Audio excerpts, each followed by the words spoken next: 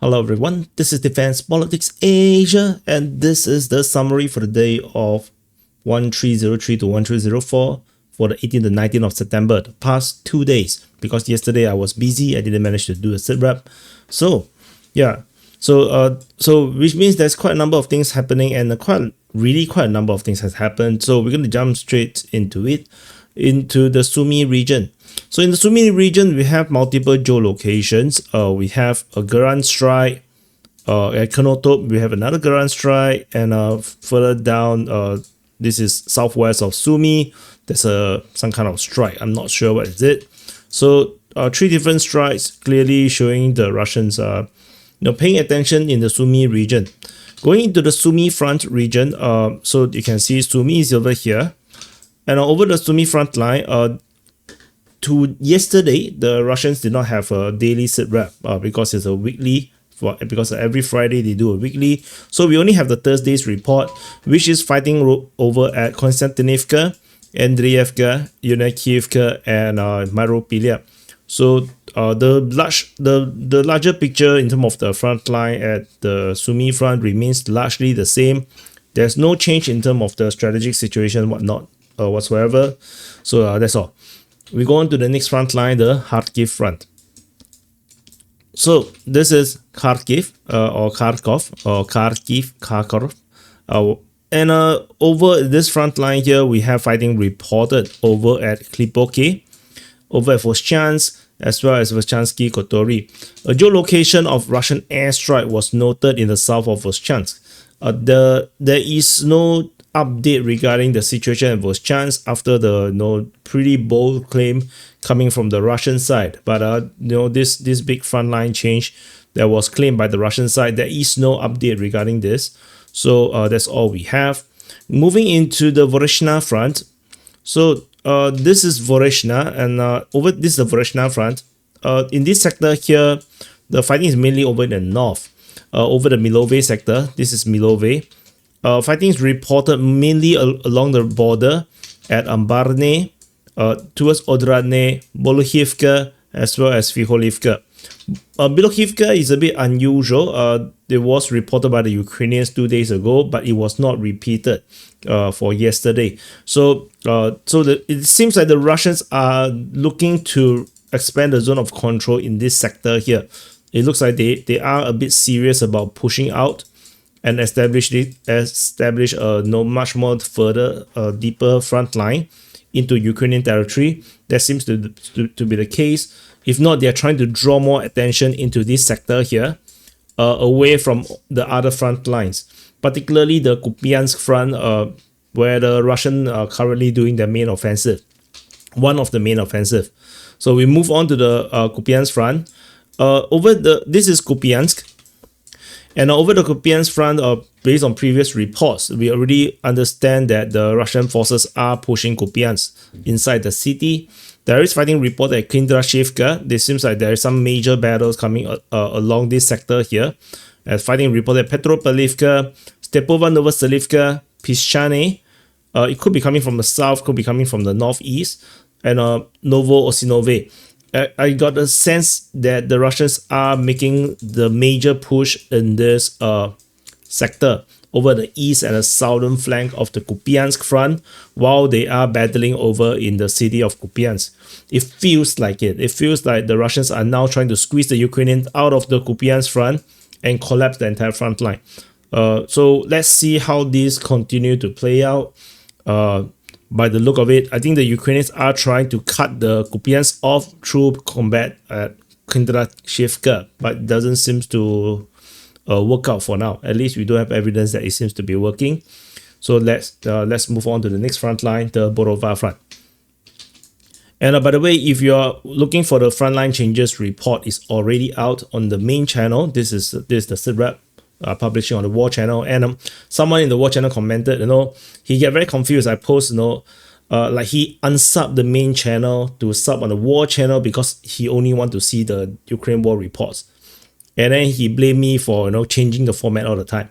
All I can say is you should sub on both sides, and the reports can be on both channels. If you sub on both sides, you should get the report regardless which channel I put. And in terms of the formatting, there is multiple different series. Like this is the situation report. We do macro view of the daily situation. And there is frontline changes report that covers only the frontline changes that don't talk about any other places that have no frontline change. And then of course we have battlefield analysis, which focus on the the tactical situation at the front line, in the particular front lines, and frontline history, the changes over a period of time. So there are different series meant for different purposes that focuses on different things. I can't do everything in one video because the video will be 1 hour long and people complain about long videos. Talking about that, someone said that anything longer than 3 minutes he don't watch. There is no videos that's under 3 minutes unless it's shorts at the DPA channel. So anyway, yeah, no, I beside the point, I just find it funny. Anyway, fighting is reported at Zarizove, Boriska, Andriivka, and Shishkivka. What's interesting is the Ukrainian Defense Ministry mentioned about a battle moving directly towards Borova. So they repeated this on 2 different reports. So so there might be some kind of a direction push directly towards Borova. So that is the main change. It looks like the Russians are going straight for the jugular. Talking about jugular, yeah, no, yeah, reminds me of some bad images I just saw in United States. But never mind, it's okay. Yeah, rest in peace. CK. So that's all from this area. Moving further south to the Oskil Liman front. So this is Oskil. Liman is over here. So should I zoom in, zoom out? Yeah. Look, some feels weird. Okay, never mind. Yeah. Zoom in, zoom out. Yeah, why my zoom looks different today? I'm not sure. No, it looks a bit different. Yeah, I'm not sure why that's the case. Anyway, fighting is reported over at Novomihailivka, Zelena Dolena, Serene, Sandri Holove, Novoselivka, Darilove, Koloziazi, Stavki, Zarishne, and Toske. So there's a lot of push, and it seems like largely they are in the direction of moving southwest, in the southwest direction. Seems to be that case. The main push, of course, again, is Novoselivka and the securing of Sandri Holove. And there's another push, trying to take Stavki and Pincer coming from Zarishne. So these are the main actions over in the Oskil Liman front. And as I mentioned before, Svetohursk would be a prime PR target for the Russians. This capturing Svetohursk, because there is a very famous monastery over there. Capturing it will make it impossible for it to be hidden. I think there will be more PR attention on the Russian success on the battlefield. So that could be a worthy PR goal or objective for the Russian forces. Not sure if they're interested in that. Moving further south into the Liman Siversk front. So this is Liman. Over the Liman and this Siversk. So fighting is reported at Toske, as mentioned just now. They are moving towards Yampil. Russian forces seems to have secured everything along the river, the Seversky Donetsk River. The Serebratsky Forestry is pretty much a gone case now. The battles will be moving into the Yampil region. Fighting is reported towards Dronivka or at Dronivka, Serebryanka, Hrihorivka, Siversk, Vimka, Zvanivka, Berezne, and Fedorivka. So there is this major push in this sector as well. The main push is mainly still in the north, with the Russian forces doing the flanking movement around Siversk. That is the main attack. Whereas they are putting pressure in the south. They may be pushing, but it looks like the main push is still in the north. And for those that are not familiar, Siversk have only 2 supply routes. One left. One is through this center here via right Alexandrivka, and then moving to the highway going to Sloviansk Kramatorsk. Another one is over this highway leading straight to Liman and then goes straight back to Kramatorsk. This is Kramatorsk, right? Sorry, it's Sloviansk. So Yes, another link here is over at Krivaluka. But anyway, all the bridges are already blown up. If there any crossing, they will be using pontoons and repaired bridges. And the one leading to Liman is now in danger because the Russians are really close. So the main one is over in the central one. And so this is a central one that is Ukrainians will be using mostly. Because this is you have to cross the river here is very dangerous. And you can see this is the weakness of Silver's front. Despite the defenses were very effective and there was a very strong front line, although it's still collapsing right now, but the East always has been a very weak in terms of its back end. Its rear positions is really weak. So let's see how this continues to develop. Moving to the next front line, the Bakhmut front. Bakhmut. At the Bakhmut front, there's shelling reported at below Kuzminivka. There is, sorry, that's my WhatsApp. I always forget to mute it. Geolocation of Iskandar strike was at Druskivsky. Fightings reported at Maisky, Varolubivka, Chasivya, and Stuposhki. There is mentioning of Mykolaipilia, but that is very far away. It's probably coming from the Pokrov breakout zone, but it does show us on the map here. So that is then, and by the way, this is Bakhmut city, also known as Wagnerland. But yeah. So anyway, that's all from this area, and we push up the map to show you the rest of this front line, which is also now known as the Konstantinivka front. So let me push everything over here a bit. Yeah. So in case you can't see. So moving further to the Thorax region, this is Thorax. Fighting is being reported over here. This is Konstantinivka. Fighting is reported at Bilahora, Alexandro Shutine. Russian forces expanded the zone of control around there, cutting the railway line. Fighting is reported at Ivanopilia, Plishevka, Klebanbik, and Skibinivka, Stepanivka, Rusinya, and Patavka. So the strategic situation did not change much. Geolocation of armored vehicle at Ivanopilia was noted, clearly showing the Ukrainians are still interested to hold a position and try to counterattack. But largely the situation is the same. The strategic situation is the same, with exception that the Alexandro Shutini region is starting to have some cracks, and this salient here south of the town is likely to fall to the Russians pretty soon. So we move on to the next front line, the Evil Rabbit front, or the Pokrov breakout zone.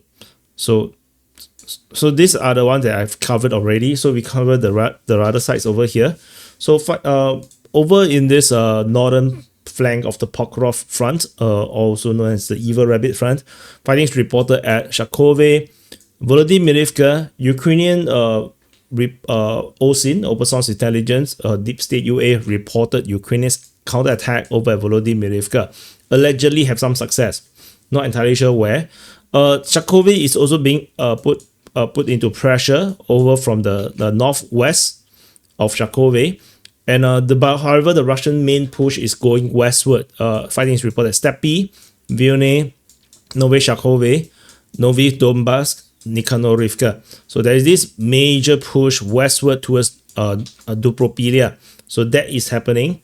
And that's fighting reported at Rodinsky, Vini Liman, and Novoekonomichny. There is multiple geolocation of drone strikes on Ukrainian logistics, clearly showing the importance of this route. Move from Dobropilia going down to Minohrad. So this, like I said, this is a major artery of the Ukrainian logistics, and the Russians are keen to cut it, which is why the Ukrainians are doing their best to keep it up. But the fact that the Russians are having drones, to put it under fire control. So, and the Russians are very close, and the Ukrainians are unable to stop the drones. Means there is some severe problem with the drone situation. Yeah.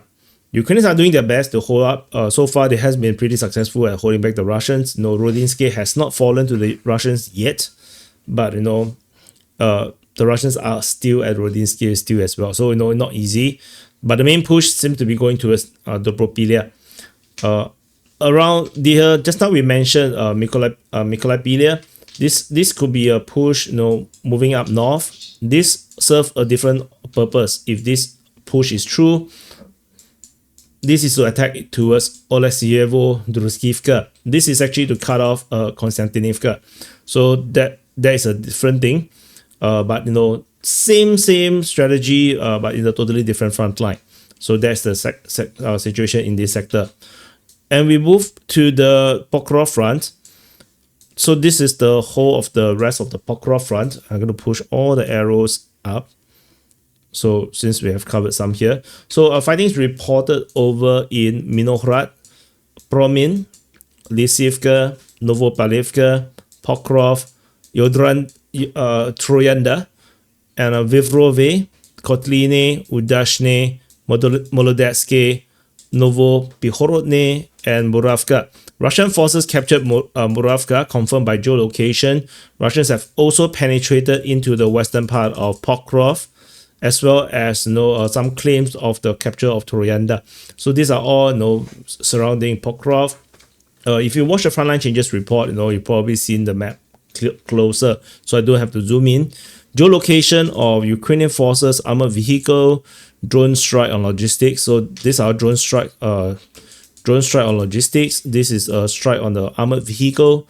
Another drone strike on the logistics over in the west near Vasilivka.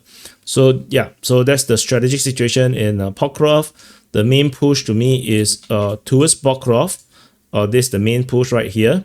The rest of the front line here are pretty static. I think these are all pretty static lines, and the push into the Dnipropetrovsk Oblast continues to be the case. And I believe this push is also a push, but it looks really static to really feel it. So that's all from the Pokrov front. We move on to the next front line, the Komar front. So this is Komar. Over at Komar front, we have fighting reported at Orikove, Dashne, Filia, Ivanivka, Zelene High, Iskra, Tolstoy, Pipdotne, Voskresenka, Vishneve, Malievka, Komizhuvaha, Ternove, Berezove, Kalinivsky, and Novomykolaivka. Shellings reported over at Vishneve, pretty far away. There's geolocation of a Russian airstrike in the middle of this pretty big salient north of Dashne. And the Russians mainly is seemingly still consolidating the positions inside of this area here, which is already claimed to be captured by the Russian sources. Ukrainian mapping still claims that the fighting is still in the region. Probably a lot of pockets of Ukrainian soldiers remains in these regions here. And the main push here is moving westward into Dnipropetrovsk through Berezove. This is the main offensive action. This push into Ivanivka looks to be pretty weak. Doesn't look like a strong push. The main push is over here. The main action here is to facilitate the battles over in the Zaporizhia front, and similar to the front line. This is related to the front line at the Huyaipule sector. So when I put a map up, it is probably a bit clearer. So put way up, Mykolaiivka. Yeah, you probably can't even see most of the mapping there. Yeah. So anyway, you can see some of the arrows already over that sector, but it's not much. So the rest of the Huyaipole sector, the Russian forces have captured a big piece of Novoivanivka. The Russian claims that the Novoivanivka has been captured, including the Russian Defense Ministry reported on that as well. Fighting is at Ohivske, Potavka, Novokhrihorevka, Melanivka, Visoke, and also this place called Oktinivshe. So this one is a push north of Potavka. And the Russians claim an expanded zone of control away from no wider than our mapping suggested. So which makes sense. I did mention in the frontline engineers report is not particularly a weird thing. So Ukrainians starting to drop into a salient at Petrovka with the Russian forces flanking north of it, potentially going to going to attack, flank it in the north, and with the Melanivka, I think it's Melanivka, under Russian control, this could become a pincer to encircle the Ukrainians at Petrovka, and so that is a problem. So otherwise, the main push is still westward into Dnipro-Petrov, and this seems to be going mostly to along this border of Zaporizhia and Dnipro-Petrov. It looks like the Russians want to, if I pull down the whole mapping, it's probably a bit clearer. It looks like they are going around trying to conquer all of these Ukrainian defense lines and take them, all of them, and then by defeating this, the Russians will be able to continue westward and conquer the rest of Zaporizhia. And then they can flank south, turn south, and capture all the grounds without having to pass through the most hardened defense lines of the Ukrainian forces at the Zaporizhia line or the Zaporizhia front. So that is the current situation in this sector here. And we move on to the rest of the Zaporizhia front. This is the Kupyansk and the Orikhiv sector. There's no fighting reported at Malotomashka, so my assertion that the Russian push over there doesn't seem to be very strong or serious seems to be correct. Fighting is reported at Novoandrievka, Kanyamsk, Plavny, as well as Stepnohursk. So the Russian push here remains to be the main push in the Zaporizhia region, and that was, I did mention this long time ago to be the case, the only logical place, and that's about it. And press the like button, subscribe, and happy birthday to you if your birthday today. And if do share this report. This is a SITREP. I put it on the war channel, which is a smaller channel, which means lesser reach. But it's important to spread it out. You do not know YouTube when they will use an excuse and terminate the channels. So it's important to spread the eggs into different basket. That's one of the reasons why I have a war channel separately, and also it's the same reports. It's just I put it in the different channel. So you have to support and share. And if not, then I'll spend more time doing other stuff. There is non-DPA to make my living, and that's everybody lose. So a like, a share, it's not that much effort. It helps. So anyway, and final front line, the Kherson front or the Kherson front. And there is shelling reported at Antonivka, according to the Russian Defense Ministry. Because if the Russian mentioned Antonivka, I always put it as a shelling. However, the Ukrainians reports that the Russians continue to try to attack towards the Antonovsky Bridge, which is over here. So which means the fighting is over at Dachi. So this continues to be the case, which is pretty interesting. What do the Russians want with the bridge? Are they and even if you secure the bridge, are you really able to use it to cross it? It's really hard to say. But this report of fighting at the Antonovsky Bridge has been continuing for 3 days now. So looks pretty serious, but we shall see how this continue to develop. And that's about it. So this is the summary for the day of 1303 to 1304 for the 13th to 18th to the 19th of September. Thank you for watching, and have a great weekend, and I'll see you guys in the next update.